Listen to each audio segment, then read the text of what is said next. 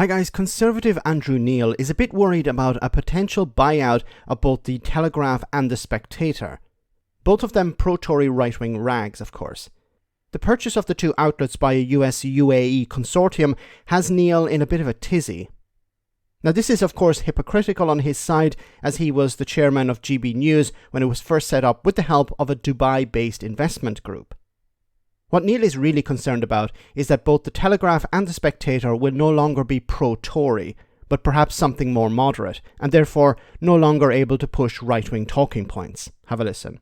And he's never worked in newspapers, and he doesn't know about magazines, and he doesn't know about the particular history of the Spectator. I don't think he'd ever heard of the Spectator until they bid for it, which makes it what it's been and why it's lasted for 200 years. So the idea that these two vital vehicles of mainstream centre-right thought should be owned by Arab money and controlled out of New York by a left-wing Democrat beggars belief. How do you know he's a Democrat? Did you see CNN when he ran it during the Trump years? How do you know he's a Democrat? Because he is. There's no doubt about that. He's a Democrat. He's never told anyone how he votes. Oh, really? I mean, there's no question he's a Democrat. He turned CNN from a mainstream BBC-ish type broadcaster into a rabid anti-Trump, anti-Republican vehicle. Everybody knows that. That's he boasted. This is what he said in an interview in November about it. He said, on what you've just said in terms of the anti-Trump stuff, we always believed that our most important job was to report the news and stand up for the truth. Some people wanted to paint that as anti-Trump. We never ever set out to do that or saw that as a strategy. We saw it as pro-truth. Yeah, he saw it that way. Everyone else saw it as, look, covering Trump is not easy. I've done it myself. Sure. But I mean, should a government be stepping in because you don't want to be owned by a left-wing Democrat? No, the government should be stepping in because we shouldn't be owned by a foreign government. But what about GB News that you were the chairman of? Okay, what he's trying to do here is he's trying to sell two conflicting ideas. The idea that, we shouldn't have somebody pushing a narrative within a newspaper or a magazine like The Spectator. But that's what they've been doing since their existence, or at least over the last couple of decades. The Spectator, a right-wing rag, pro-Tory. Look at some of the stories that it's pumped out over the last number of years.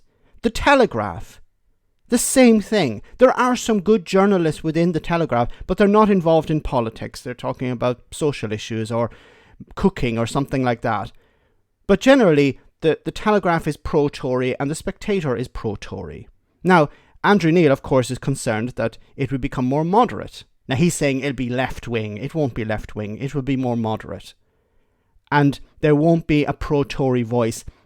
Well, there will still be pro-Tory voices, but they won't be as prominent as they are in the Spectator and the Telegraph. Yes, you will still have pro-Tory voices, I'm sure, but the main thrust of both of them will be more moderate.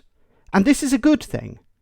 Why do we need right-wing newspapers? Why do we need left-wing newspapers? We need something that is centre ground, that invites both sides. Because if you have a right-wing newspaper that's pro-Tory, then it's going to misinform the public. Once again, newspapers, it's in the name, news. They're supposed to report the news. There used to be a time when the news was front page and then the opinion was somewhere after. Now it's the opposite. Opinion is front page and the news is at the end of the paper altogether. The Spectator, of course, is pumping the Tories on a continuous basis. So Andrew Neill, once again, has been hypocritical in a number of ways. First of all, by saying that, we shouldn't have Arab money involved. Well, he was the chair of GB News. And second, this idea that we shouldn't have somebody making decisions, in a political sense at the top. Well, that's been always happening. You can't get away from that. Let me know in the comment section, guys, what you think. As always, your comments are greatly appreciated. Thanks a lot.